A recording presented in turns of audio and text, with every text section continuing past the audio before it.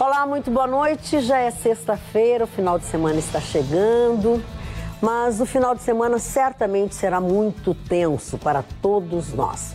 Temos umas manchetes hoje aqui no programa que nos deixam muito tristes. Saber que nesse Brasil aconteça a tragédia que acontecer não serve como lição e as providências não são tomadas. Não é verdade, Ana? É mesmo, infelizmente a gente traz aqui que Barreira rompe em Brumadinho, 120 quilômetros de Mariana e deixa 200 desaparecidos no que pode ser o maior desastre ambiental do Brasil. Sem dúvida alguma. Doutor Russo, por favor.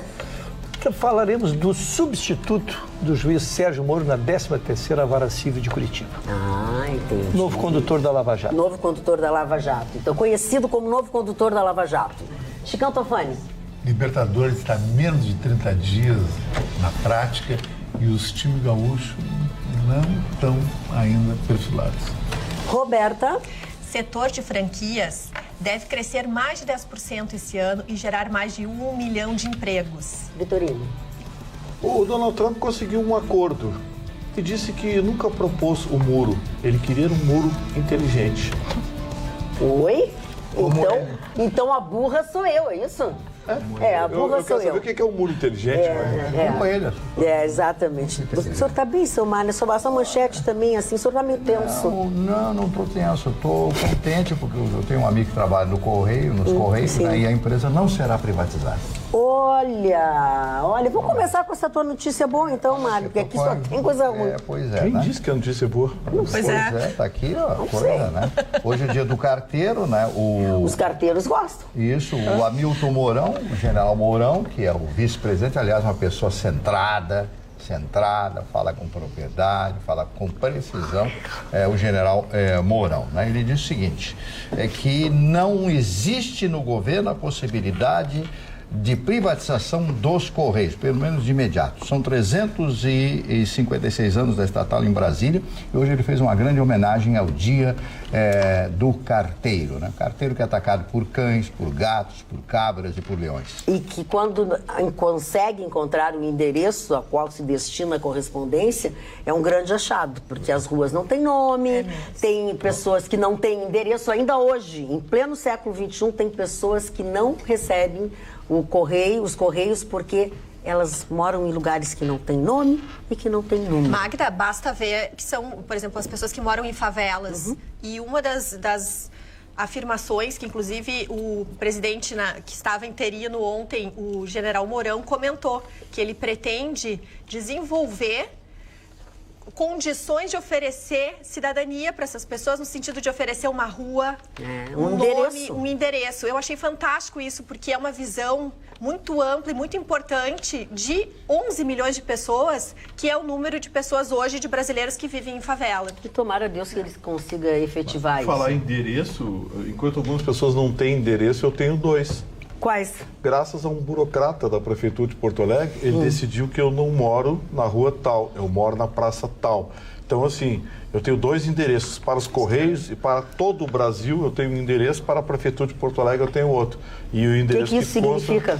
Isso significa que um burocrata decidiu e fez uma esculhambação em termos de endereço. Já não basta eu ter uma praça agora com um riacho, por conta do DEMAI. Está valorizado, vai pagar mais IPTU. Eu vou ter que pagar lá o DEME, né? Eu Tem acho água que ali, tu tens corrente. um cone, não sabe. E aí um burocrata lá da prefeitura, da secretaria dessa lá, sujeito burocrata que fica sentado e decide, não vai ser, ele não mora na rua, é na praça tal o endereço. Aí, o que aconteceu? Eu tenho 2 endereços. Dependendo para quem eu dou o endereço, eu dou um endereço diferente, graças a um burocrata que fez a coisa pela cabeça dele. Pô, mas isso ridículo, não é ridículo. Me parece ser algo que precise criar um conselho para decidir se pode ou não transformar num endereço só. Acho que está faltando boa vontade Vergonha na cara. ou estão atrapalhados. Dona Magda. Pois não, senhor Mário. É um negócio absurdo. Porque Eu queria dividir minha experiência sobre Tu gostarias de morar onde? Na rua ou na praça? eu não sei, eu queria morar num endereço só. Um endereço só. Então, endereço vamos lá. só tá bom. Senhor, olha aí, a prefeitura ainda tem o direito de escolher onde ele vai morar. Não, e a prefeitura quis encrencar, o Correio disse, não, nós temos um registro nacional aqui, a prefeitura de Porto Alegre que se exploda. Aí eu falar com a prefeitura, escuta, o Correio disse que não, vale é o registro do cartório que está aqui.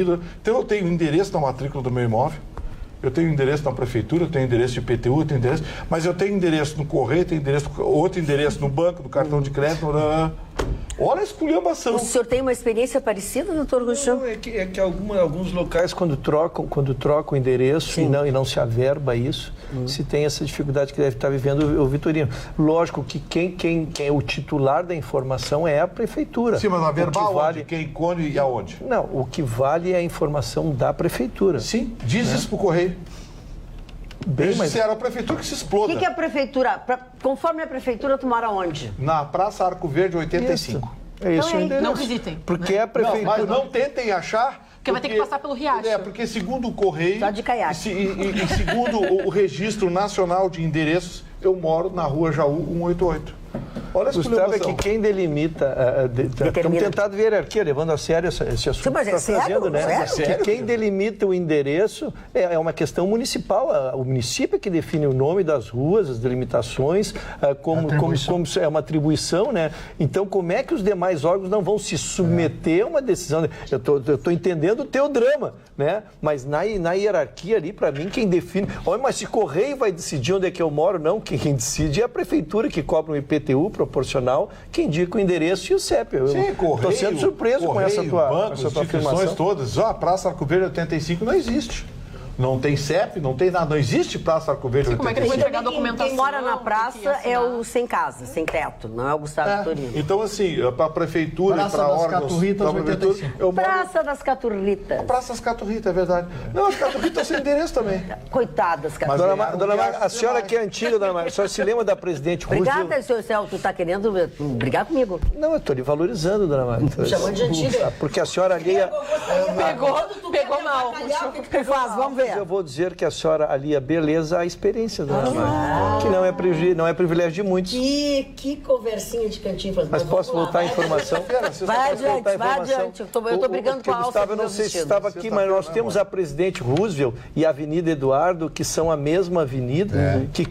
Muda de nome a partir do... Até hoje. Não, ela mudou de nome. Ela mudou de nome e as pessoas resistiram a esta informação, porque ela era a Avenida Eduardo e ela virou como a Rua da Praia. Então, o que eu digo que vale é o órgão oficial. Os demais é que tem que se submeter à alteração. E me parece, pelo crescimento, por ser uma praça, por terem querendo tornar um lugar mais importante, eu acho que ela virou o nome da praça, né? E os demais órgãos têm que se submeter. Pelo menos seja assim, de maior para menor, né? Eu já botei esse endereço em vários órgãos e o pessoal diz, olha, esse endereço não existe. Correio devolveu a correspondência, endereço não existe. Aí eu digo pro Correio, mas olha aqui, tá aqui, mandei a matrícula do imóvel para a seção de reclamações do saque do Correio. Eles disseram, não tem valor. Não deram a mínima para a tua reclamação. Não deram a mínima. Vale é o CEP aqui. Muito bem. Mari, já que é tu que entende de Correios, tu não poderia levar essa reclamação do Gustavo? Eu poderia ser carteiro para ele. Então, por favor, seja. Não, eu só quero complementar o que eu estava falando a respeito dos Correios. Na época dos governos militares, e o Chicão vai me ajudar nisso aí, os Correios, ou o Correio, era a instituição de maior prestígio no Brasil.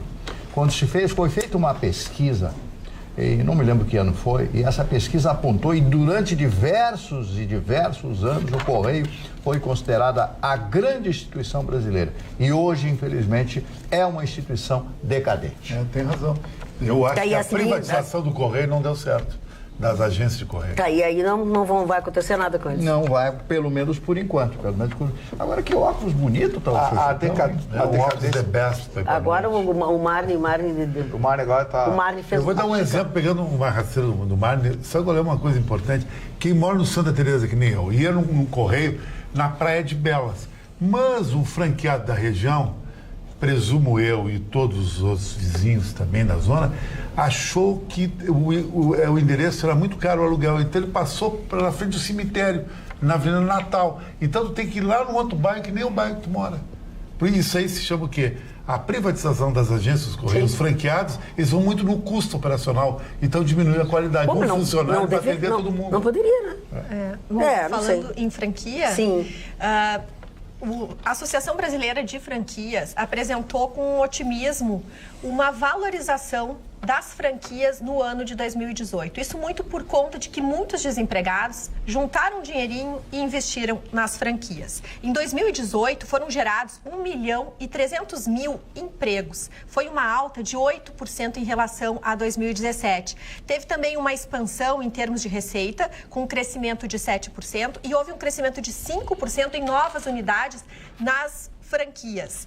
É um dos melhores índices também em relação à geração de empregos, quando analisado gerações de emprego de carteira assinada.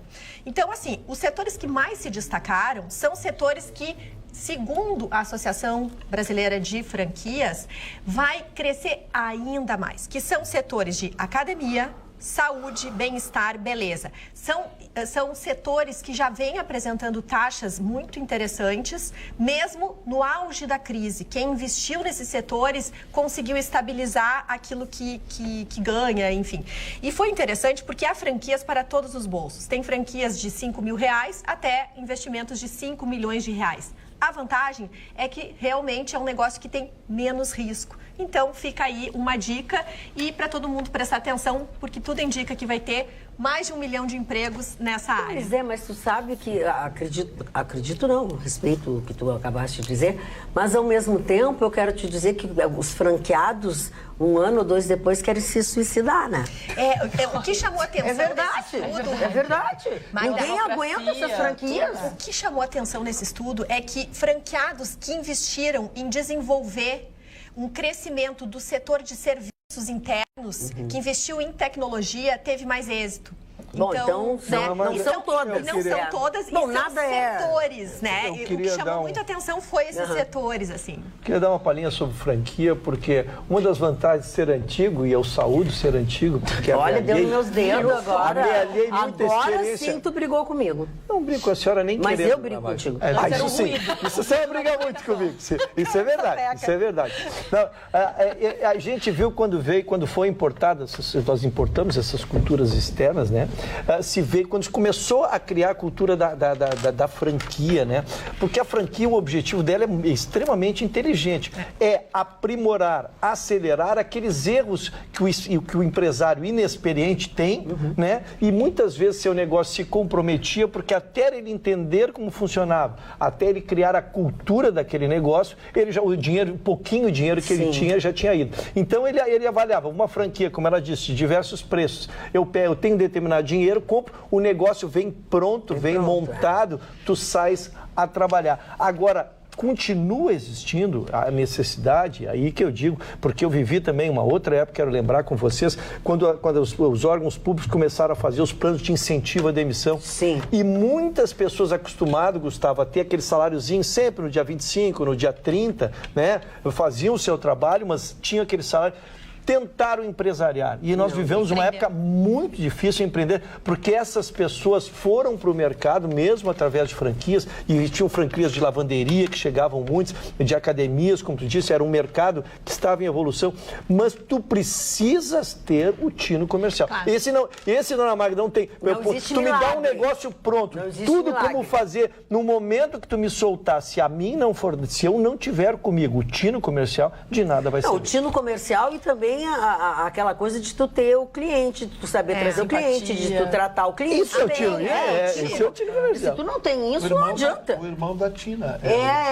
Mas da Tina Turner, né? Porque eu não falo sobre qualquer pessoa, eu falo só sobre eu estou me esforçando para fazer uma boa sexta-feira para vocês. Eu estou me esforçando. Então, assim, essas coisas são... E uma outra reclamação, eu estou dizendo para vocês, até porque conheço pessoas que têm, pessoas que trabalham, pessoas que têm tino comercial, mas, por exemplo, nós vivemos uma realidade, cada um no seu estado, cada um na sua cidade.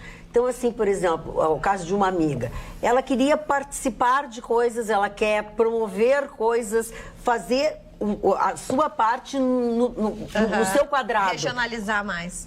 As franquias não ajudam. As franquias não são parceiras. Porque elas impõem restrições, principalmente aquelas nacionais, que não pode fazer eventos, quer dizer, nada. Também é difícil. Lógico. É muito difícil. Mas por isso, dona, não quero vender a figura do advogado, porque vai parecer em causa própria. Mas preliminarmente, até assinar, até escolher, fazer essa escolha difícil que traz a doutora Roberta, tu te assessorares para não ser surpreendido por essas restrições. É sempre surpreendido. Eu Lógico. Uma pessoa que As deixa letras terminar o seu período e tal, barará, contratual. Tem uma coisinha que ela não pode seguir o mesmo ramo da franquia. Que é uma bobagem, né? Sim. A advocacia que mais funciona ainda no Brasil chama-se a preventiva. É a preventiva. Contrata Isso é um uma profissional, sacanagem. vira e desvira o contrato antes de assiná-lo, isso é fato. que aí com certeza vai ajudar muito. Os contratos de franquia são contratos de adesão, né? Então é difícil. O grande erro do franqueado... Por que contrato de adesão é mais Porque difícil? eles têm um contrato padrão para todo mundo. Sim, ok. E aí isso se chama contrato de adesão. Sim. Você aceita aquelas condições ou eles não mexem no contrato. Não, ok. Agora, tem uma coisa que, na minha opinião, é o principal erro que os franqueados cometem. O franqueado, a partir do momento que ele compra uma franquia, ele acha que a força da franquia vai encher a sua loja. E aí entra o que o Russo chamou a atenção do tino comercial. Não é assim. Você pode ter uma loja de uma franquia famosa, Por mais que a McDonald's. marca, tu tem que ter também a simpatia, Mais que a marca, o carinho das Não, pessoas. e é isso que eu estou dizendo. E aí, se tu quer fazer alguma coisa, a franquia não te permite. A franquia não é tua parceira. Quer ver uma coisa? Tem gente que... Consegue imaginar alguém que quebra uma loja de McDonald's? Não, Os caras quebram. Bom, nós temos aqui, né, um McDonald's que foi trocou. Quebra um banco, imagina. Não quebrar. Eu só queria reforçar, Gustavo, porque eu entendo o contrato de adesão, mas até para que tu ilustre ao proponente de que ele não vá poder fazer os anseios dele e aí ele decide se quer ir ou não. E não ser surpreendido, já com o contrato assinado, querendo fazer esses empreendimentos, como diz a dona Mari, e saber que não. Isso ele não foi alertado. Porque quem vende a franquia vende a parte econômica do O que ela diz? Nós vamos te dar essa assessoria, tu vai nos pagar X, nós vamos botar o negócio para ti. Essa é a parte econômica. Mas todas as questões correlatas ao contrato não são tratadas, até porque não é interesse da franquia. Não interessa. Então cabe a ti contratar um profissional que vai dizer, pergunta como é que funciona isso, vamos ver como é que funciona aquilo, vamos poder fazer isso, pode expandir, pode trazer, quantos funciona. Essas questões que o profissional ajuda muito. Aliás, sempre que você for assinar um contrato... Eu ia dizer, não é só de franquia. Chama um advogado. Até com a empresa de celular. Doutor, tá aqui o contrato. Por favor, lê para mim o que eu posso, o que eu não posso. Tira todas as dúvidas. Porque o que acontece, Marne? É o mais barato. É mais ou menos a medicina preventiva. Você faz exames preventivos para evitar problemas do futuro. Prevenir para não remediar. Para não remediar. Aí você assina um contrato, aí dá uma meleca, meu Deus, aí quer que o advogado resolva o negócio que ele assinou.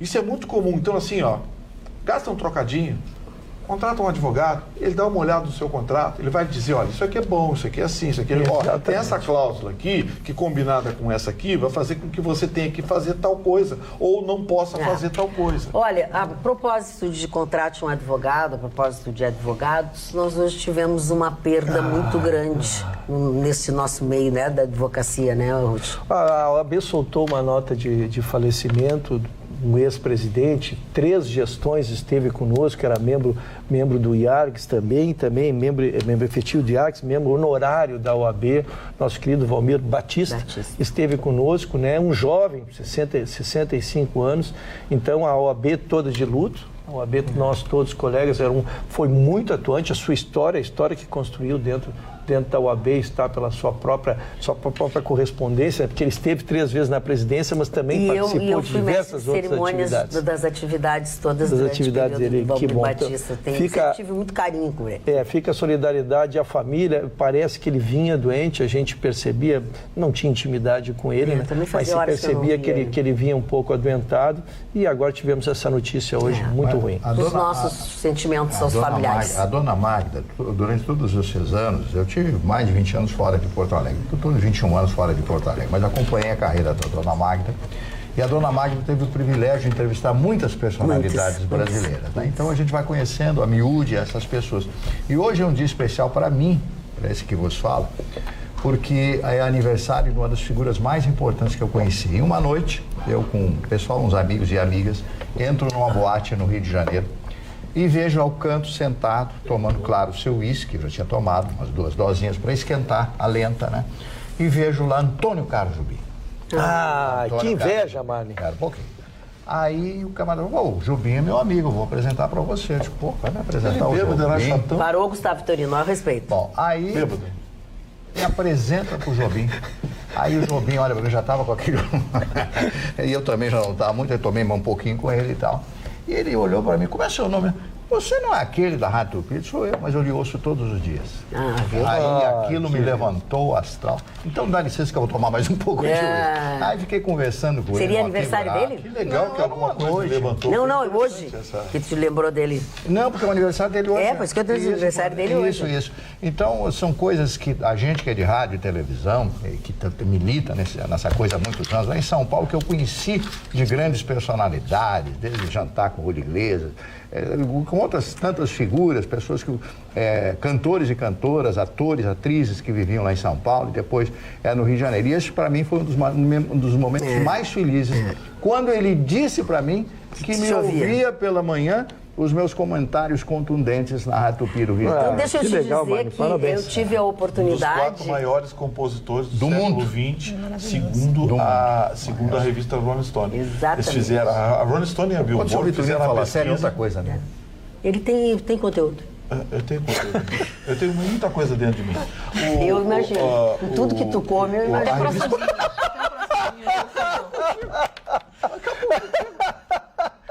Só tu que faz gracinha?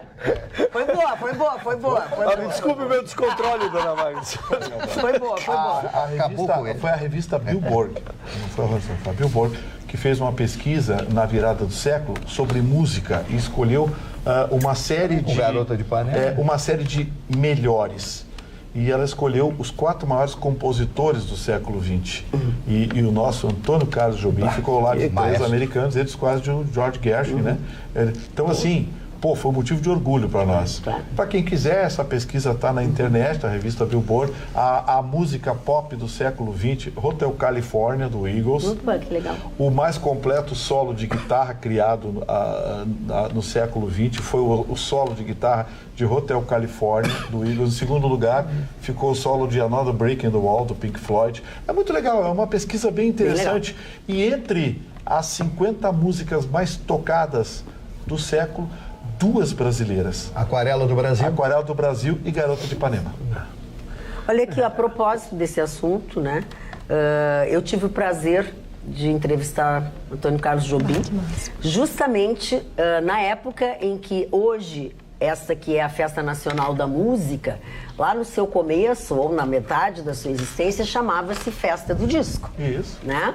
E nós fazemos, ela era realizada no Laje de Pedra, naquela oportunidade. Antes ainda começou na Sojipa. Sim, foi na Sojipa. O Paulo Josué foi meu parceiro de apresentação. Paulo Josué. Eu tinha até pouco tempo atrás uma foto com ele de smoking, de gala. Eu era repórter da Zero Hora e o Guaraci Andrade era o fotógrafo da coluna social do Carlos da Maia, que era o Mário Pereira. Mário Pereira. E aí eu tive a oportunidade de entrevistar Antônio Carlos Jobim. Tem uma foto com ele, linda, ele de um lado e o teu amigo, o Manolo Otero, do outro. Foi na mesma época que eles estiveram. Foi seu namorado. Foi meu namorado durante 2 anos. Dona Magda namorou o Manolo Otero. E ele me contou. Mas essa ele contou parte pro Marne. do currículo da Dona Magda eu não conhecia. E aí isso? Sabe aquelas cabecinhas assim na parede que os caçadores colocam? Tá lá o Manolo Otero. Igual que assim, os abates. Os abates. Não, foi uma pessoa muito legal, teve uma passagem legal na minha vida e era isso. Mas não só Antônio Carlos, era isso. E o Vitorino, dona? Como é que você descreve o Vitorino, aliás, Manolo Otero, que também não está mais entre nós, assim como Antônio Carlos Jobim, né? Mas hoje também alguém que está vivíssimo, que é linda, bonita, talentosa, que cria roupas em couro maravilhosas, está de aniversário minha amiga Silvia Antunes. A Silvinha Antunes, então quero mandar beijos para ela. Eu sei que hoje a gente não vai se encontrar, vamos nos encontrar no final de semana. Então, um beijo grande, feliz aniversário, a minha amiga Silvia Antunes. Chicão Tofani, vamos à tua manchete, por favor. A manchete é Libertadores da América. Sim. Que eu acho que eu nunca me preocupei tanto com os times gaúchos que nem dessa vez. Porque você vê, dona Maida, a Libertadores começa para a Grêmio Internacional na primeira semana praticamente de março. O que é março? Março é um mês complicado para os times de futebol, porque os jogadores de futebol gostam de carnaval, bababá.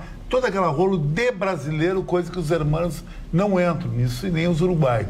Então, o Grêmio Internacional, além de estar apresentando um futebol pequenininho, tosco, né? Exatamente, não estão no ritmo, os argentinos estão no ritmo, porque a temporada deles é diferente, é compatível com a temporada europeia. Nós não, temos aquela temporada que termina em dezembro e recomeça no meio de janeiro, uma pré-temporada que praticamente, no caso aqui, é o gauchão.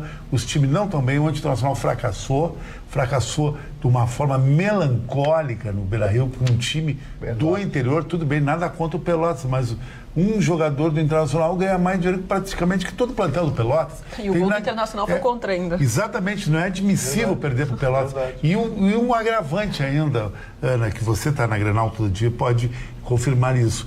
O Internacional está em pior situação que o Grêmio, porque ele tem um grupo terrível, Internacional. Ele tem um grupo que vai ter o São Paulo, que vai passar pelo play-off da Libertadores, e o River Plate, atual campeão. E numa disputa, telespectador de grupo, que você tem 6 partidas no qual não pode, quiçá, empatar em casa. E fora tem que tirar uma vitória. E o São Paulo está jogando um futebol muito legal e o River Plate nos fala, o campeão da Libertadores, gostando ou não dele. São Paulo ganhou a Copinha?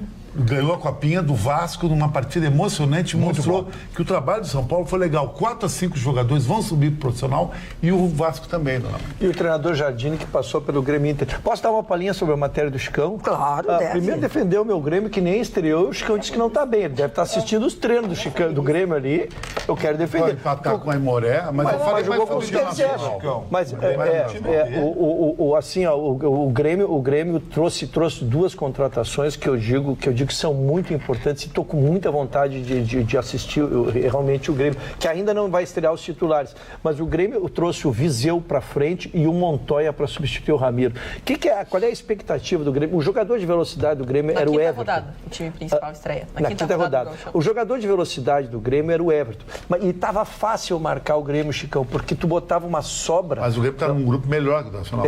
Tu estabelecia uma sobra para o Everton, que era o único jogador de contra-ataque, e matava a velocidade do Grêmio. E o Grêmio agora agrega outro jogador muito veloz, que é o Viseu. Então eu acho que esse é um acréscimo. E pela direita, o Montoya, que vai substituir o Ramiro, tem mais agressividade, tem mais vocação. Então o Grêmio deve crescer ofensivamente. Então, eu tenho muita expectativa.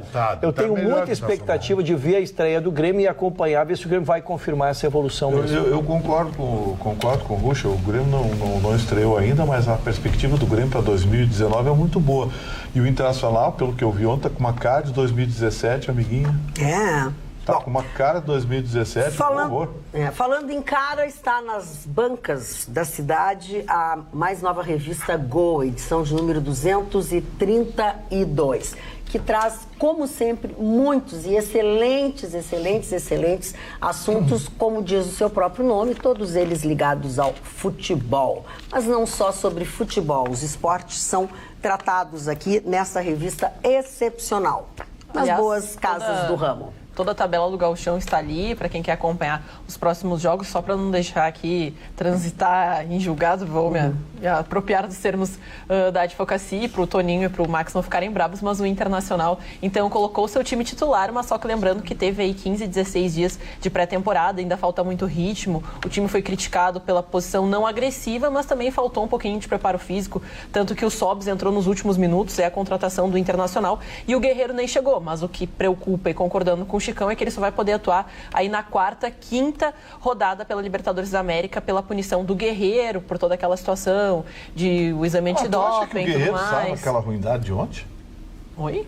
Você acha que o Guerreiro salva aquela ruindade de ontem? Pelo menos tem alguém pra marcar lá na frente, na área, pisando, cabeceando, porque não tinha ninguém. O time é muito ruim, Aninha. Não, mas o Roberto, bota o Roberto no lugar do Moledo, o Roberto foi melhor mas que o Moledo. Mas não ia trocar o Roberto pelo Messias? Não é fácil destruir. O Messias vai chegar sem nada, sem nenhuma... O Roberto vai pro Cruzeiro. O Internacional trouxe, vamos para quem não é familiarizado com o esporte. O Internacional trouxe o Messias, que é um zagueiro central, que vem do América, é um excelente zagueiro, Tão bom que foi para a segunda divisão. Mas o Inter foi para a segunda divisão e tinha vários jogadores bons ali. Às vezes o problema é mais administrativo. Esse zagueiro eu acho que é bom, Vitorino. Vão assistir ele. E o Inter registrou hoje o Trellis, também uma contratação, também é um número 9, que hoje entrou no BID. Já está à disposição.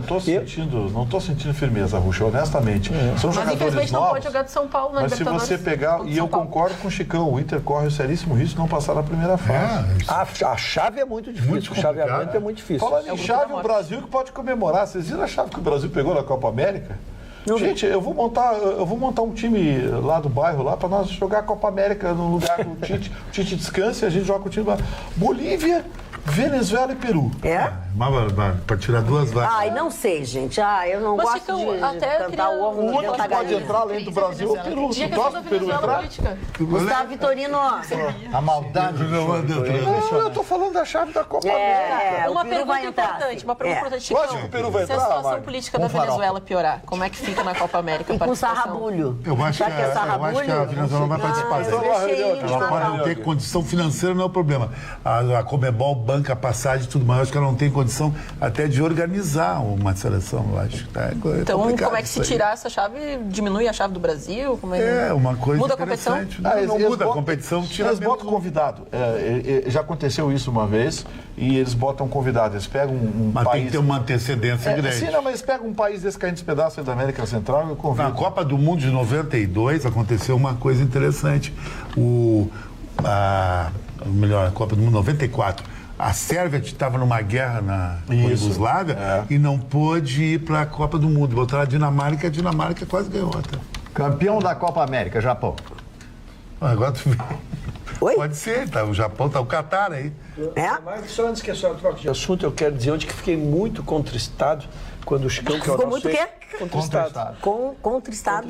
É contra o Estado? Quando o Chicão, que é o nosso expert da bancada, que não, deu o resultado de Grêmio Aimoré e o Mari deu uma risada daquelas sarcástica que me doeu lá no fundo. Então eu estava aguardando hoje que o Chicão desse o placar do jogo do Internacional para ver a manifestação do meu amigo Mário. Mas, Ruxo, sabe que falaram hoje muito legal? O senhor fez ele doer lá no fundo. Você que é atento às coisas do Grêmio.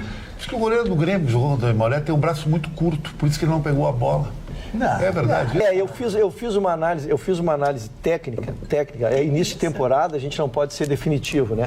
Mas o treinador de goleiros do Grêmio é o Rogério, tá lá há 20 anos, vai conversar com ele com certeza, porque ele tomou um gol, e eu conversei com o Vitorino sobre isso, ele tomou um gol no canto que ele não pode tomar, que é o canto dele. Né? Então ali é erro técnico, é erro de posicionamento, o Grêmio tem um excelente condição. Porque a barreira estava posicionada de um lado, então o goleiro tem que repensar. Não pode tomar. Ele tomou o gol, a bola bem batida, a bola forte. Alegou a luz, né? Falta de bola bem batida, forte, lógico. Não é frango, é um erro técnico que eu tenho certeza que o Rogerão vai conversar com ele, não deve ser. Agora, aproveitando, já que eu falei da falta de luz, por que eles não param com essa papagaiada e não fazem a bola de futebol branca? Dino, como para que se possa ver na televisão de a bola. Assim, prevendo que alguns estádios do interior tem luz fraca, tem uma iluminação fraca. Bola branca. Pô, essa bola tem desenho, tem bonequinho... Raio, bonequinho pulando, Pokémon e o diabo pintado na bola. Bola vermelha, no caso da neve. Bom, vamos mudar de assunto e vamos falar sobre um assunto muito desagradável, ocorrido mais uma vez neste país. E eu faço essa introdução lendo o WhatsApp do nosso telespectador Walter de Porto Alegre. Será que dessa vez esses assassinos dessa empresa multinacional vão pagar pelos seus crimes? Ou vão, como na negligência de Mariana, ficar impunes?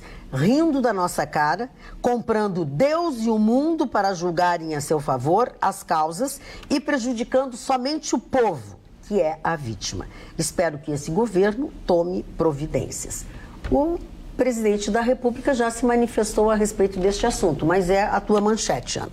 Isso mesmo, Magda. Infelizmente, a gente tem que trazer esse caso aos nossos telespectadores, porque ele não parou só o Brasil, mas parou o mundo, porque é um desastre natural, foi o rompimento de uma barragem da mina do Córrego do Feijão, próximo de Mariana, fica a 120 quilômetros ali na região metropolitana da cidade de Belo Horizonte, e os bombeiros já contabilizam que 200 pessoas estão desaparecidas, isso só contando as pessoas que trabalhavam nessa barragem, porque já foi colocado até pelo presidente da Vale, que é a responsável, a empresa multinacional responsável pela gerência, também era responsável pela barragem que rompeu em Mariana, o presidente já se manifestou, e já falou que um refeitório foi soterrado nessa passagem, então 300 funcionários estavam no local, apenas 100 deles foram localizados, segundo a última atualização feita aqui pela nossa equipe há alguns minutos, e já foram confirmadas 7 feridos e alguns mortos aí que já podem ser colocados, porque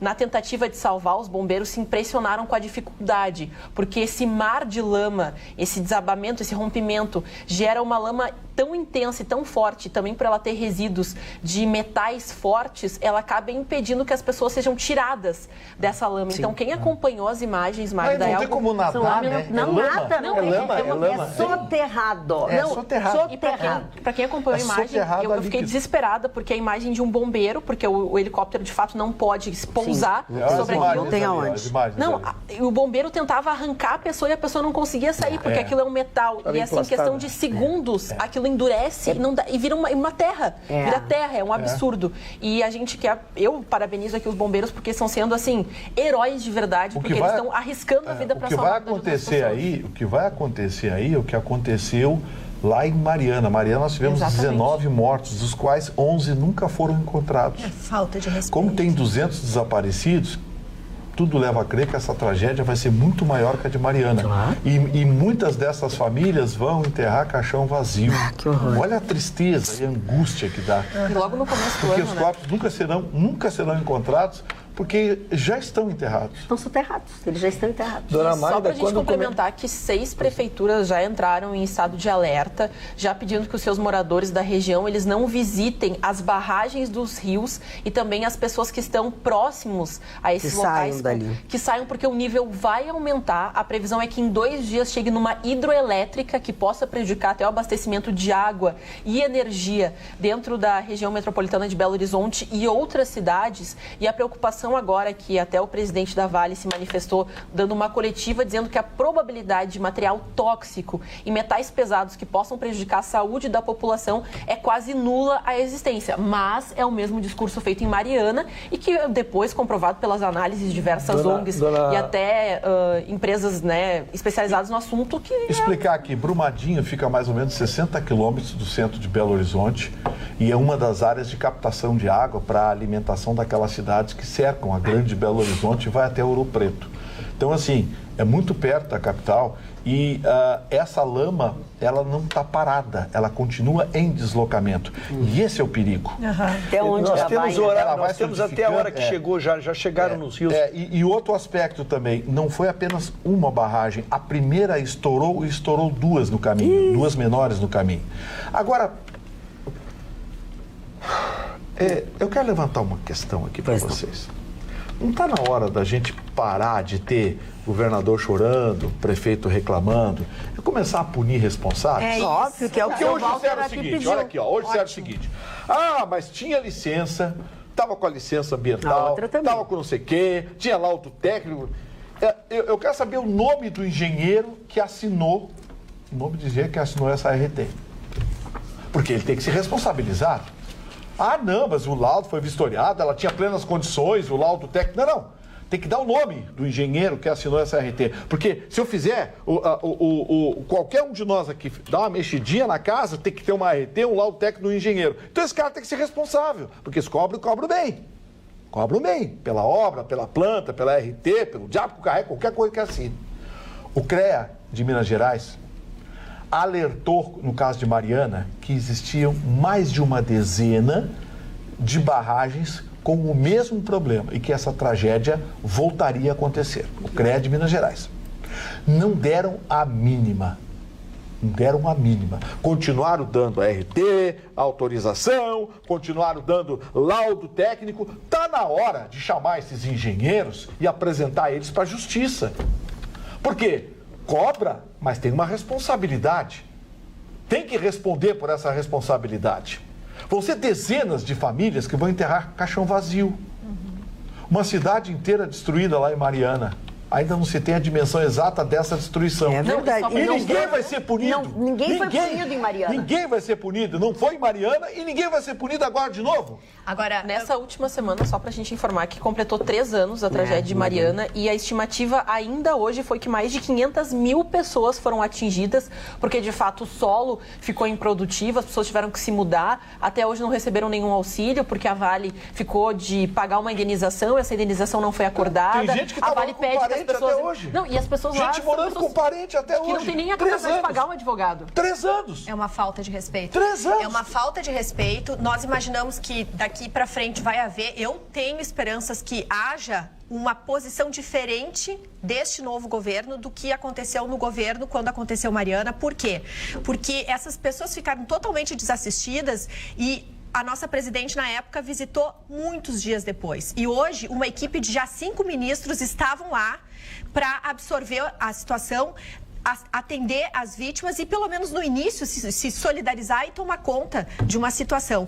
É importante também sinalizar que uma questão que também vai bater é no bolso das pessoas que investem na Vale. Porque a Vale... Já caiu a ação, a Ibovespa hoje está fechada em razão de que hoje a Ibovespa está fechada em razão do feriado de São Paulo. Mas a Vale, ela detém 11% do montante do que significa a Bolsa Brasileira. Ela é um valor muito importante para nós.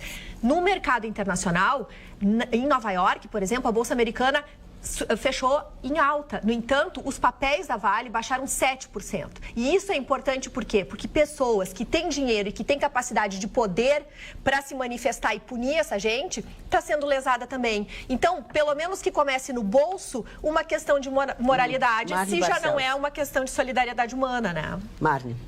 Dona Magda, eu ouvi com atenção o que o pessoal falou aqui, o Vitorino falou. Qualquer país do mundo, o presidente e o engenheiro já estariam presos. É verdade, é verdade. Mas as pessoas... Pela primeira atitude, né? Isso. Não se deram conta que hoje 6 anos da Boate Kiss. Hoje. 6 anos da Boate Kiss. Então, eu me reporto a isso. Fizeram uma vigília, estão fazendo uma vigília lá em Santa Maria. E eu me lembro de que o prêmio do prefeito da cidade foi ser secretário de segurança. Me lembro de tantas coisas que aconteceram. Na verdade, eu estou falando bobagem aqui? Estou falando absolutamente o que é correto. E ninguém foi punido até agora no estado do Rio Grande do Sul. 6 anos. E não teve uma punição. Como você falou, que ninguém vai ser punido nessa tragédia toda. Teve. O presidente da companhia e o engenheiro que assinou esse laudo, essa porcaria toda, os dois deveriam estar atrás das grades neste momento. Teve punição. Todas as famílias que perderam seus jovens, os seus corações ficaram dilacerados, esses estão sendo punidos, quer dizer, as vítimas. É o fim. Vamos lá. Marne, o que mais assusta... Me desculpe. É o seguinte, no caso de Mariana, Marne, o caso que mais assusta é...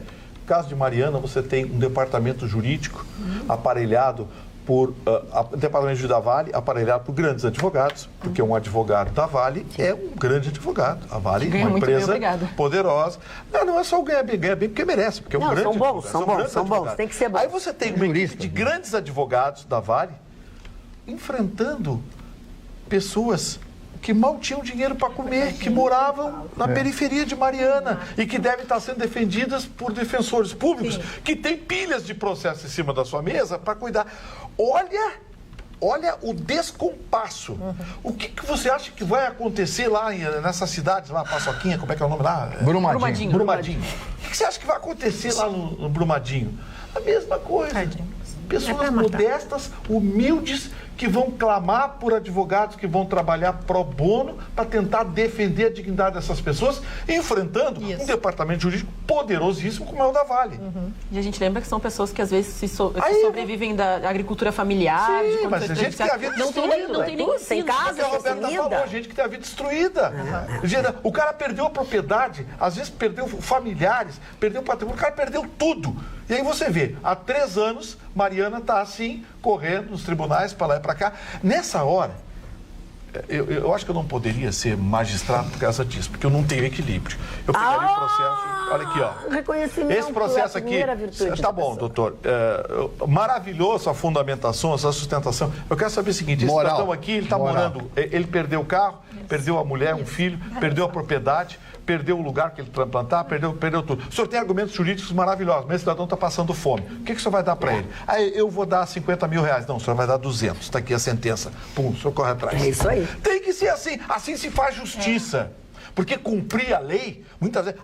Tô cumprindo a lei. É pretexto para você não fazer justiça. Eu já escrevi várias vezes sobre isso e vou renovar aqui. Não importa de que lado está a lei, eu vou estar sempre do lado da justiça. Vitorino, bom, depois eu falo. Não, é só para a gente trazer aqui a questão do encerramento, talvez, dessa pauta, a questão de que o Jair Bolsonaro já se manifestou sobre o ocorrido através do seu Twitter e fazendo... Ele deu uma entrevista coletiva agora, a Rádio Pronto botou no ar por volta de 6h30. Já pediu para os ministros de tudo que é... Só para a gente colocar, né, que então ele embarcará neste sábado para Belo Horizonte, onde ele vai sobrevoar a área para ver o que de fato aconteceu, e a esperança da população, então, está que ele tome providências. Ele vai estar acompanhado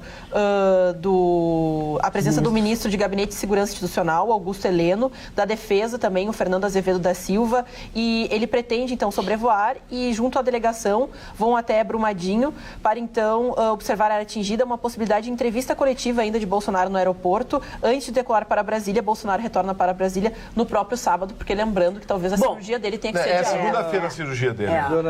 Mas assim, eu acho que a visita do presidente tem um componente muito mais psicológico, Tem que ter, né? O presidente e os ministros, coisa que o Michel Temer não fez. Nunca, né? isso Michel eu tô Temer dizendo. foi falar a semana depois. Não, e olhe lá, e tem lugares que nunca foram. Então, assim, eu acho... Tendência americana, né? Que os presidentes americanos vão... Mas o Bush não foi na tragédia. Um presidente que vai fazer uma cirurgia segunda-feira... Vai fazer, se Deus quiser. Grande e de alto Doutor Russo. Só o que não pode não ter sido dito, eu acho que a matéria foi mau humor, hein? Acho que a matéria foi muito bem examinada pela bancada. Primeiro, é uma linguagem mais compreensível. Quando se diz 200 desaparecidos... Já está em 300, quero te dizer. O 300, seja o número que quiser, se diz desaparecidos exatamente porque os corpos ainda não foram localizados. Né? Mas é porque se tinha uma estimativa de pessoas que lá trabalhavam em relação aos que saíram correndo e se apresentaram, então os outros a gente sabe onde está. Salvo uma outra exceção de quem não foi trabalhar ou quem saiu em alguma outra, são pessoas que já faleceram. E se, Mariana, era a maior tragédia do país com 19 mortos, não há mínima dúvida que essa vai bater e longe. E muito acabar com essa gente, com maior tragédia. Porque nem levar em consideração as populações ribeirinhas, Sim, né? não, só os funcionários, só os funcionários. A segunda questão, a gente estava assim, sendo impactado porque começavam a chegar áudios e chegando imagens de lá, e às 15h30 é o relato que os primeiros dejetos chegaram aos rios. Então, o impacto ambiental ainda não é mensurável. Nós temos que aguardar e ver até onde vai. E por último, aí vocês já estão fazendo os elogios, o gabinete de crise se reuniu, e isso é importante, e foi montado um gabinete de crise para fazer o acompanhamento, porque não há nada mais difícil de que tu precisar soluções e não tem quem decide. É fim de semana, o Gustavo foi para a praia, a dona Maria não veio trabalhar. Então, há um gabinete de crise permanente para dar reações imediatas. Sabe o que é isso, Ruxo? Gestão militar. Isso. Disciplina, militar. A tragédia aconteceu hoje, no início da tarde, 6 horas da tarde. Os militares, o 3º Batalhão de Infantaria Motorizada já está se deslocando para a região. Lá, o presidente, na entrevista que deu hoje no final da tarde, já disse. Batalhão de Infantaria Motorizada e um pelotão especial de engenharia também já foi convocado. Ou seja, a tragédia aconteceu 2 horas depois, já estavam reunidos. Isso é a resposta tipicamente de gestão militar. Ou seja, você, para ter a paz, tem que estar sempre preparado para a guerra. Para você ter a solução, você está sempre preparado para o problema. É verdade. Nós estamos reapresentando algumas imagens aí, porque desde que nós começamos a falar, nem todas as pessoas conseguem ver, né? Sim, então a gente está reapresentando. Essa imagem de celular. É que essas imagens eram acompanhadas por áudios dizendo aqui era o refeitório, está tudo abaixo. É porque nós estamos só vendo como se fosse um descampado. Não, tudo que está abaixo é uma cidade embaixo. Isso, é uma cidade embaixo, exatamente. Os áudios nos davam um impacto em cima disso. Olha aqui, ó, também além disso, né, tem uma outra coisa. Claro, depois acabou ficando para depois, para ser tratada, que é mais a história da saída do Jean Willis, né? As correntes são diversas. A batata esquentou. A batata esquentou porque ficou muito bonitinho a justificativa da saída dele, que ele está com medo, mas eu acho que ele está com medo. Tá com medinho, é. Não é só das milícias. Eu acho que ele está com medo, ou pelo menos tentou escapar do rumo que está dando a investigação do atentado contra o presidente da República, Bolsonaro, né? Sem dúvida alguma, não só pela ligação, ele e o Freixo, né? Não é um só, né? Então, acho que nós vamos ter desdobramentos aí desse assunto muito fortes, e eu acho que o Jean Willis fez Leão da Montanha, sabe? Saída pela esquerda, ó, antes que o bicho pegue. O que a investigação até agora concluiu é o seguinte: pelos registros da Câmara, o rapaz do atentado teve 10 dias antes na Câmara e foi recebido por um deputado do PSOL. Então, assim, não é só o Jean Willis. Não, tem o Freixo. Não, o Freixo não é deputado. Não, mas ele está envolvido. Não, mas o Freixo não era deputado. Não, ok, não é, mas ele está envolvido. O registro que foi feito o card dele de saída foi liberado por um deputado do PSOL. Os deputados do PSOL do Rio de Janeiro são 2. Aquele professor, me ajuda? Tá, ok. Me ajuda. Aquele que era professor no Rio de Janeiro, que inclusive eu gostava dele, era bem simpático, me fugiu o nome. E o Jean Willis, eram os deputados do PSOL do Rio de Janeiro. Então, assim, existe agora uma investigação que está avançando. Agora, aqui entre nós, que o Jean Willis queria, que era fazer barulhinho, fez, né? Porque tu acha que ele ia largar um salário desses? O primeiro herói exilado brasileiro. É isso que ele quer. Inferno, eu acho que as pessoas têm que começar a mudar esse olhar, e inclusive para não consagrá-lo como um arte, né? Eu vou comentar isso. O senhor comentou? 24 mil. Como é que é? 24 mil votos, ele fez só isso. Foi ridículo. Ele entrou pelo coeficiente, porque o Freixo puxou ele. O Freixo fez quase 200 mil votos, aí puxou ele no coeficiente. Mas assim, que diferença, né? Eu ouvi um comentário, eu adoro comentar o comentário dos comentaristas, Sim. É bem divertido. Comentário do comentário. Eu vi um comentarista dizer hoje assim, numa rádio aqui do Sul, porque o deputado Flávio Bolsonaro, o deputado Flávio Bolsonaro, que ficou evidente a ligação dele com as milícias do Rio. Oi? Ele já concluiu? Olha só, até recebeu uma boa aqui, ó. Se tivesse investigado a vida do Lula como investigavam a do Bolsonaro, tinha encontrado até o dedo. Boa essa. Doutor Russo, o seu assunto, hein? Não, eu gostaria de opinar sobre isso. Então, por favor, façam. Eu tento manter coerência comigo mesmo, né? Essa notícia que vocês estão trazendo do Jean Willis, a gente não tem ela como informação, tem como fato. Como fato. A gente tem como notícia de rede social, de internet, e estamos comentando e concluindo sobre isso. Eu prefiro ficar com a declaração do general Mourão, né, que vai muito com o que eu penso. Pessoas que ameaçam parlamentares cometem um crime contra a democracia. Uma das coisas mais importantes é ter sua opinião e ter liberdade para expressá-la. Vice-presidente da República, Hamilton Mourão.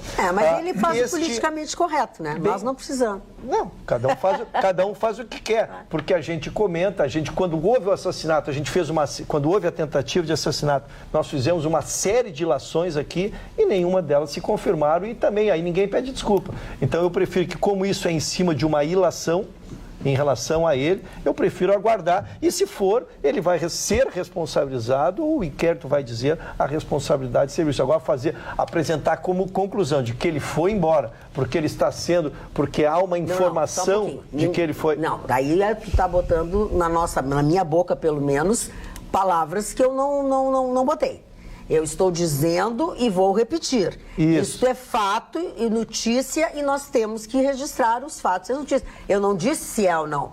Existe essa linha de raciocínio que não tem nada... Existe uma linha de raciocínio. Isso eu disse. Há uma linha de raciocínio. Não, porque a gente está trazendo o inquérito diariamente, por sinal. Ontem eu trouxe notícias sobre o inquérito. E tem uma linha de raciocínio bastante lógica, de acordo com outras informações, de que não foi só... Não é só de rede social.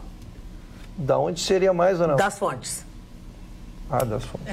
Então, assim, de onde viria essa possibilidade? Isso. Então Como faz vamos um aguardar. pouco de sentido. Lógico. Exatamente, pode ser que seja mesmo. No meu pensamento, né, como eu fui o repórter policial muitos anos lá em São Paulo, eu acompanhei muitas diligências com pessoal especializado, as especializadas do DEIC lá de São Paulo. É muito estranho que alguém, solitariamente, um lobo solitário, pegue uma faca, entre dentro da multidão com a faca e vai lá, consiga chegar próximo com toda a proteção da Polícia Federal, dar uma estocada na barriga do presidente. Sendo que esta pessoa vivia num hotel, vivia ali, não tinha uma coisa fixa, etc. Mas ele é meio maluco, mas ele não demonstrou isso. Ele falou com a frieza e ainda disse, olha, ele se elegeu por causa da facada, por causa do evento. E ele ainda falou. Por causa do evento. Foi a palavra que esse cidadão disse. Então, que por detrás de tudo isso existe uma conjura, existe uma conspiração, eu acredito sinceramente que alguma coisa vai aparecer. Não sei se com esse Jean Willis. Mas alguma coisa vai aparecer. O Jean Willis, o Jean Cinca, o Jean Gordini, o Dolfini. Vai tarde. Oi, fala, Roberto. Magda, eu só queria, então, mudando um pouquinho de assunto, comentar que no próximo domingo, agora, dia 27 de janeiro, vai ser comemorado o Dia Internacional em Memória às Vítimas do Holocausto. Vai ser lembrado, Vai ser lembrado. Não se comemora, vai ser lembrado. Vai ser lembrado. E por que se faz essa lembrança e há um movimento internacional de divulgação disso? Porque na Europa já se apresenta uma pesquisa que a CNN fez, e eu trouxe isso no ano passado, inclusive, que muitos, de cada 20 entrevistados, não sabia o que significava o Holocausto, que matou mais de 6 milhões de judeus. Então, fica a lembrança e as pessoas que querem participar têm todo esse movimento nas redes sociais, justamente para que a gente evite que isso volte a acontecer. Magda, mandar um abraço para a dona Maria Milanese, que é tia ou prima, né? Prima em segundo grau da nossa Gabriela Milanese, nossa repórter aqui da Pampa, que é telespectador do nosso programa. Dona Maria, obrigado pela sua audiência, obrigado pelo seu carinho com a gente, seja sempre bem-vindo. Magda, só pra gente Que moça bonita, hein? Para a gente trazer outras participações também da nossa audiência lá na nossa página no Facebook, facebook.com/atualidadespampa. Você vai lá e o Flávio Edson fala: assisti hoje que um especialista disse que este rompimento da barragem não é de uma hora para outra, pois existem equipamentos para alertar em caso de problemas com muito tempo antes do fato acontecer. A Caroline da Silva fala que às vezes dá uma tristeza ser brasileira, viu? Que vergonha, 2 crimes ambientais e ninguém está preso. O Benhur Lopes fala: olá, Magda, na época do acidente da Boate Kiss, entre outras manifestações, e foram várias, foram colocados 242 balões nas grades em frente ao prédio da Promotoria de Justiça. Então, os pais pedindo alguma solução. Um abraço também para Tita Soares e para o Gilvano Ventura, que estão na nossa audiência. Eu adoro a opinião de especialista. A Carolina, que está de aniversário, pediu que a gente mandasse um beijo nas redes sociais. Carolina. Beijo, Parabéns, aniversário. Eu adoro a opinião do especialista, então. Quando dá uma tragédia dessa, tem uma novidade agora. Especialista em gestão de risco. Ah, bom. É palpiteiro. Doutor Ruxa, e a sua manchete que eu não ouvi até agora? Muito obrigado pela oportunidade que o senhor me abre, dona Marta. Pois não. Eu sou uma pessoa muito generosa. Eu sei, a nossa produtora se manifestou lá fora. Sou uma pessoa muito generosa. A nossa produtora se manifestou lá fora, não entendia a manifestação. Mas, na verdade, o cargo mais disputado, desde que abriu a vaguinha com a promoção do nosso ex-juiz Sérgio Moura, hoje ministro, que era da 13ª Vara Federal. Como se sabe, ele tem o mistério, tem a terrível missão, porque é controlado de todos os lados, de julgar a Lava Jato. Sim. Né? E veja bem, depois nós vamos analisar também o que está acontecendo com o Beto Richa, lá no Paraná. Veja, Beto Richa é a 58ª operação da Lava Jato. Olha como nós estamos indo longe, que coisa mais linda, que trabalho que vai ficar para a história. Mas eu vou ficar agora só na posse. Luiz Antônio Bonar, foram candidatos, encerrou-se ontem, e agora essa lista já é definitiva, dona Marta. Candidataram-se 25 juízes e este senhor é o mais antigo. Então, ele, exatamente porque o critério é a antiguidade, o seu nome está sendo apresentado agora ao TRF4, onde estará lá o presidido pelo nosso querido amigo Dr. Thompson, Vitorino. teu amigo pessoal. Figura maravilhosa. Thompson Lins. Para mim, unanimidade do TRF4 e unanimidade para mim como um grande nome a ministro do STF. Exatamente. Então ele estará, o conselho, ele vai ser julgado pelo Conselho de Administração do TRF4, então, e onde o nome dele então será apreciado. Lógico, então se espera a indicação definitiva como juiz substituto Sérgio Moro, e a menina então que estava lá, a doutora juíza Gabriela, que era a segunda dele, que estava substituta ali, mas ela não poderá ser efetivada. O regimento interno, né? O regimento interno é bem claro. Os juízes vão se candidatar àquela vaga e a prioridade será para o mais antigo. Esse mais antigo precisa passar pelo Conselho da Magistratura Federal. E lá eles respeitam. Em sendo aprovado... É um ad referendum só, porque não havendo um impedimento, ele é porque esse juiz ele precisa passar por um crivo ético e técnico. Ou seja, sentenças reformadas, sentenças polêmicas, né? É uma série de fatores que envolvem, inclusive, aspectos subjetivos, né? E nesse caso em especial, por assumir uma vara que tem um caso de repercussão internacional, mais ainda. Então, certamente, esse magistrado será selecionado a dedo. Tomara que a gente tenha sorte, tenha alguém como o doutor Moro e a doutora Gabriela. Agora que a gente torcia para que a Gabriela ficasse. E é importante, Gustavo, que candidataram-se. Porque é muito ruim, às vezes, um juiz cair numa vara e não querer, ou não é adstrito aquela matéria, ou não gostar, ou serviço. E ali esses 25 se candidataram, sabiam o tamanho da bronca. Então, isso eu acho que foi importante. Né? É importante o juiz ter a consciência de para onde ele está indo. Não pode, né, como o doutor Ruschel falou, não pode cair na vara sem saber o que está acontecendo. Magda, eu só queria fazer uma correção. Deixa o Roberto falar. A nossa telespectadora que se comunicou via Facebook, que está de aniversário amanhã e pede um abraço, se chama Caroline da Silva Rodrigues. Então, beijos. Doutor Mário, o que aconteceu com o senhor? Não, porque ele fala bem, daqui a pouco ele dá uma desbuiecada. Mas tu sabe que a pessoa não consegue, fingir o tempo inteiro, né? Foi Churchill que disse uma vez Tem uma hora que cai a máscara. Mentir o tempo inteiro, tem uma hora que... Fala no Churchill. Opa! Fala no Churchill. Você acha que eu sou que nem o senhor, que tem outro por dentro? Parou outro por dentro. O senhor tem outro por dentro. Parou outro por dentro. Essa revista maravilhosa, eu recebo... Deixa que eu mostro, porque ela é muito brilhosa. Ela é muito brilhosa. Eu recebo 3 ou 4 dessas revistas todos os meses, e essas revistas são espetaculares porque mostram a história. E a história não tem tempo, né? Essa revista tem 1 ano, 2 anos, 3 anos, e eu guardo todas as revistas. O Winston Churchill fala especialmente da derrota, os fracassos e decisões do mais polêmico líder britânico, né? Antes de ser nomeado como primeiro-ministro, Churchill ocupou cargos de relevância em distintos governos.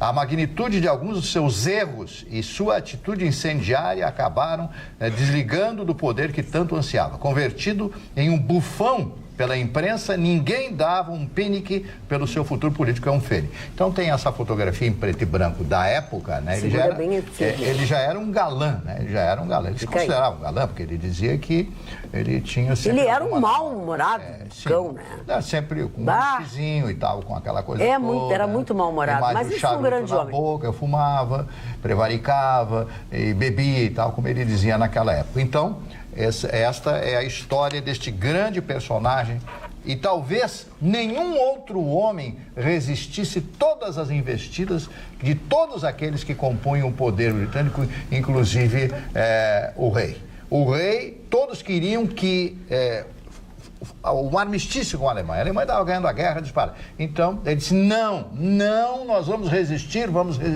E graças ao temperamento forte e irascível do Churchill, a Inglaterra acabou sendo soberana nessa disputa.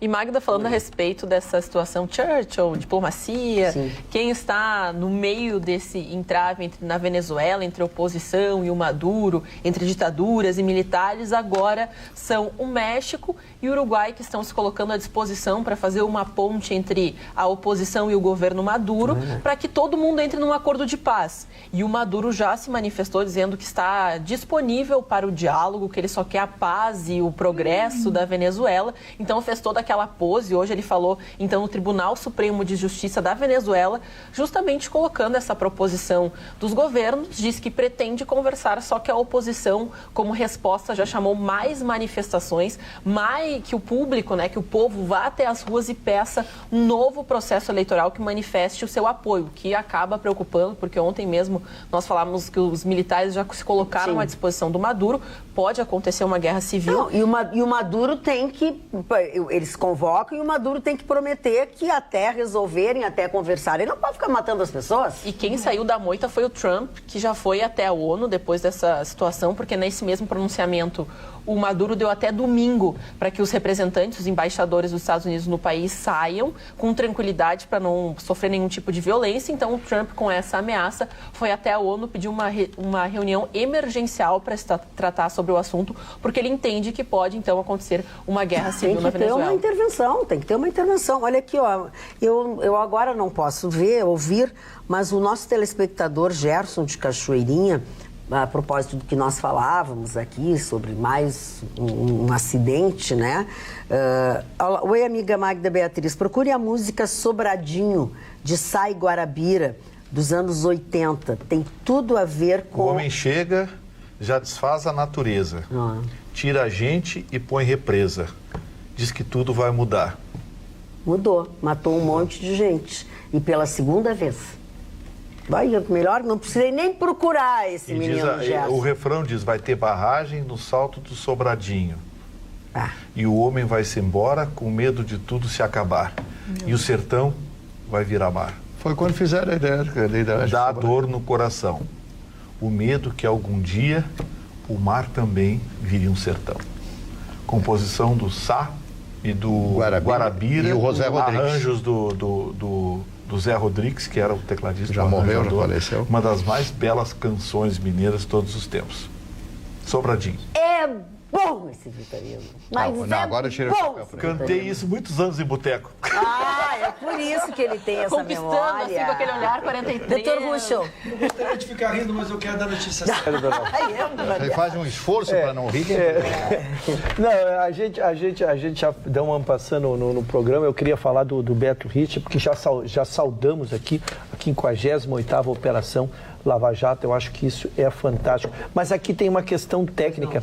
Ele foi preso pela segunda vez, quando da primeira vez estava naquela leva do Gilmar Mendes da habeas corpus, e o Gilmar Mendes, não satisfeito em resolver a bronca momentânea dele, já deu um salvo-conduto, assim, ele não pode mais ser preso por esses fatos. Então, ele está sendo solto e que não me prendam mais por causa desses fatos. Então, deu um salvo-conduto de que aconteceria. E o juiz agora, o juiz federal da primeira instância, que lhe deu a ordem de prisão, explicou o porquê, que não são pelos mesmos fatos. Ele deu a ordem de prisão porque ele agora está pressionando testemunhas do processo.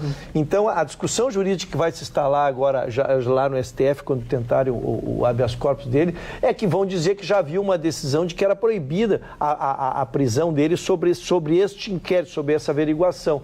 Mas o que o juiz botou, e muito fundamentado, é que ele está pressionando as testemunhas. Então, ele deu uma prisão por prazo indeterminado, enquanto não cessarem isso, não podem ser suspensa, e se estabeleceu. A defesa está braba, lógico, trazendo aí, publicizando a decisão que deu o Gilmar Mendes na oportunidade, mas ele está envolvido numa corrupção lá muito grande, que é a concessão de rodovias, são contratos muito grandes, e as testemunhas começaram a entregar, ele começou a fazer uma pressão. Então, está preso, está segregado para que não se destrua provas, e vamos aguardar o desenvolvimento do inquérito. Os deputados estaduais eleitos neste ano, primeira legislatura, pelo Partido Novo, Fábio Osterman e Giuseppe Riesgo, nesta sexta-feira protocolaram um requerimento de não recebimento de ajuda de custo referente ao início do mandato.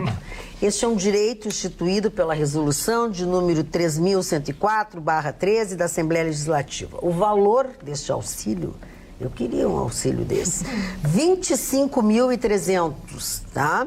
É concedido pela Casa aos parlamentares em início e término de mandato. Vide que acontece lá em cima, que é tudo em cascata, né? Que nós discutimos muito ontem, Discutimos muito. Então, aqui nós temos isso também. E no documento que foi apresentado por Osterman e por Riesgo, eles ressaltam ainda a discordância com relação à concessão deste benefício, que soma, no total, quase 3 milhões de reais. Abre aspas. São recursos preciosos, especialmente diante da atual situação fiscal em que se encontra o estado do Rio Grande do Sul. Foi o que destacou o Fábio Passos. Que linda decisão. Deixa eu fazer a correlação com a matéria que nós discutimos exaustivamente ontem. Lembra que era liminar, que foi concedido para que quem já mora em Brasília não ganhe mudança, né? Lembramos que 8 renunciaram àquilo e que causou ao erário público 17 milhões. Aqui o valor é menor e são menos deputados, lógico, né? Sim. Mas que bela decisão. O número de deputados é muito grande que foi eleito agora. Sim. Os novos. É que lá são 506, por isso que dá 17 milhões. Mas aqui o número final dá melhor, mas é muita gente.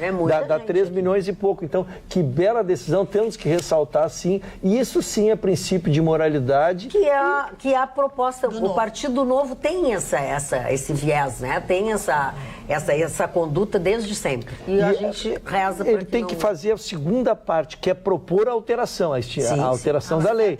E aí voltarmos à votação e aí se impressionarmos nós. Ver como os deputados farão. Exatamente. Eu quero acreditar que eles vão acabar com isso. Mas não pode, né, Gustavo Vitorino? Eles podem acabar com isso? Não pode, né? Não. Porque tem que revogar, tem que revogar, é bem complicado. É uma nova lei, mas assim, por mais complicado que seja, tem que fazer. Agora vem a perguntinha, quem é que vai ter coragem de propor essa lei? Eles, o próprio Osterman. Quem abriu, por isso que eu disse, esses dois que abriram mão, eles podem propor, eles têm legitimidade. Não, tanto é, Gustavo Vitorino. A Tota vai ser prejudicada. Tanto é que está no documento onde... Olha a tua. Periga eles terem que ligar pro João Willis e perguntar onde é que ele tá morando, porque eles vão pra lá também. Olha, já me xingaram tanto a minha tia por causa do João Willis. Agora, se eles usarem também as táticas, né, de manifestar pro povo através de redes sociais o que eles estão propondo, é uma forma também de começar a construir uma pressão que haja uma moralidade. Então, a gente vamos torcer. Eu acho que nessa linha de novos ares, esses dois, além de darem esse golaço, que eles estão fazendo isso, eles proporem a alteração, eles teriam toda a legitimidade, porque eles não seriam demagogia. Eles mostraram na prática que abriram mão da verba, né? E, Ruschel, eu tenho acompanhado o Partido Novo nas redes sociais e chama muita atenção que eles estão mobilizados desde o momento que eles se tornaram eleitos. Estão em Brasília, estão se manifestando, é bem interessante esse movimento novo do Partido Novo. Mas eles têm que fazer isso porque eles são um partido pequeno, eles estão tendo dificuldades, se eles não fizerem isso, os outros não vão fazer, né? Os outros não vão fazer, eles não fazem mais que obrigação deles. Escantofone, mais alguma coisa, Escantofone? Vamos falar sobre a Venezuela? Então fale, por favor. Porque eu acho que, infelizmente, para todos que querem ver Maduro fora, Maduro não vai cair. Não vai cair. Ele não vai cair por várias coisas. Será? O que é errado para nós, do lado da direita, do lado da esquerda, Maduro está certo. A Coreia apoia, Irã apoia, Rússia apoia. É muito importante para a Rússia, a China tem um enclave. A Venezuela se tornou um enclave desses países comunistas da América do Sul. Se vocês verem, o Leopoldo Lopes era o cara da oposição, casado com uma garota que foi Miss Venezuela, era o casal 20 da Venezuela, está na prisão até hoje. Capriles foi detonado. O próximo vai ser esse Juan. O que o Maduro vai fazer? Vai prender e depois espalha que ele suicidou dentro da prisão. Ele confunde a oposição. E o Trump não vai entrar mais. Isso aí na época de Nixon, de outros governantes americanos que invadiu. Terminou. Acho que nós vamos ter que aturar Maduro muito tempo ainda. Pior é que eu acho, eu penso que tem eu acho que então, tu acha que foi uma barberagem diplomática o Brasil entrar na onda de... Não, o Brasil tinha que entrar porque é um discurso politicamente correto. Maduro. É isso aí. O Brasil não vai influir Não nada. pode ser, tanto é que ele não foi convidado. Não, é que eles, estrategicamente, eles poderiam até ter se manifestado, dizendo como foi a União Europeia, que se colocou no sentido de, olha, nós gostaríamos que houvesse uma nova eleição. Não Simples, combina né? com o nosso presidente. Mas aí é que Ele nem tinha que marcar a posição, A União tem que marcar a Europeia é posição, mimimi, o Bolsonaro mimimi, se... outro rolo. Fora. Tem razão. E pelo apoio dos Estados Unidos, Agora tem uma a coisa queda do importante. Maduro foi ó, Agora tem uma coisa importante que vem ao encontro Que bonito. do que o Chicão falou, que é o seguinte: tem 4 aviões Antonov, 4 bombardeiros Antonov, não é o bombardeiro russo, o Antonov Tupolev. é carga, Tem um Tupolev. MiG que caça. 4 Tupolev B-160 que estão estacionados, estão parados no aeroporto militar de Caracas. Não se sabe se esses bombardeiros estão com armamento Carregados atômico ou não. ou carregados ou não, mas eles estão lá, a alegação é de manobra militar. O Trump, muito sutilmente, mandou o SS Saratoga, que é um dos maiores porta-aviões americanos, ficar na costa de Granada. 4 horas, a 4 horas do litoral venezuelano. Com 70 F-25 dentro. E mandou reforçar com 8 bombardeiros super pesados a base americana na Colômbia. Então, assim, a gente está falando, mas o Trump está com o dedo no gatilho. É que ele tá louco para que... Mas não vai entrar, não vai entrar. Ele está esperando que o preço Maduro político dê o muito pretexto. grande. O primeiro Será? que E sabe qual é o pretexto? Seria A bom que já que tá uma bagunça. Da embaixada da Venezuela, dos Estados Unidos. Mas não vai acontecer. Olha, Mas aí que tá, porque o Maduro dá até domingo. Todos juntos Ele não quer vai. que o Maduro dê o pretexto. É que domingo Ele tá foi o esperando- prazo máximo. Então, a reunião da ONU, a intenção foi entrar na sexta para só ter resposta na segunda da questão emergencial. Então, se essa força que for colocada pelo Maduro acontecer no domingo, o Trump não vai esperar. O Trump não tem, o Trump vai entrar e... o Trump tem o poder na mão. Vai 50%. enfiar o pé na porta, como eu costumo Literalmente. dizer. Vai enfiar o pé na porta. 50% do petróleo produzido na Venezuela é importado pelos Estados Para ir Unidos. para os Estados Unidos é interessante, a Venezuela em crise, porque o petróleo caiu o preço. Não, mas ele corta isso a cara. Amigo Marne, os O aniversariantes. primeiro aniversariante de hoje, um dos grandes escritores populares do Reino Unido, da Inglaterra, o Sr. William Somerset Maugham, escreveu um dos mais lindos romances que eu li na minha juventude, faz tempo isso, chamado Servidão Humana, que é a história de um médico. O William Somerset Maugham era um médico, e dentro dessa cultura médica ele estabelece uma ligação. Esse era uma história de um médico, né, que com muito sacrifício consegue entrar no seu curso universitário. Ele tinha um defeito no pé, né, ele tinha um defeito no pé e consegue, através de tudo isso, entrar no seu curso universitário. Conhece uma garçonete e se apaixona por essa garçonete. Só que essa moça era uma moça de vida fácil. E aí, Fácil, porque vocês não vivem o que elas vivem, né? e aí- Uma dificuldade. E aí se desenvolve a história. Ele fica tão apaixonado por ela que ele perde até a faculdade. Porque ela judia dele, ela esnoba ele, etc. E ele descobre que ela tinha outro cara, estava grávida. É uma série de histórias. Bom, o final do filme, do livro, no livro diz o seguinte, que ele traduz tudo isso com o atendimento, ela portadora de tuberculose ao final da sua vida. Um filme, olha, repetir de novo, é um livro lindíssimo, também tem um filme, foi vendido, muitos dos seus romances foram traduzidos para Hollywood, foram criados esses filmes em cima desses livros editados, publicados e escritos por William Somerset Maugham. Outro aniversariante de hoje, Virginia Woolf, também escritora britânica, que faleceu em 1941. Jânio Quadros estaria de aniversário. O da vassoura? Isso, o homem da varre, vassourinha. Varre, vassourinha. Jânio Quadros, presidente, eleição esmagadora, ganhou todas as eleições que participou, governador de São Paulo, prefeito de São Paulo, se elege o presidente. Um dia, ele bebe demais e resolve fazer uma carta de renúncia. O Ranieri Mazzilli, que era o presidente da Câmara dos Deputados, pega a carta, vai lá correndo e lê em plenário. Acabou. Declaro a vacância da presidência da República. Já era. Ele achou que voltaria nos braços do povo. Então, ele, a vida inteira passou contando uma história que forças ocultas teriam derrubado o seu governo. A primeira coisa que ele fez foi dar uma medalha para o Che Guevara.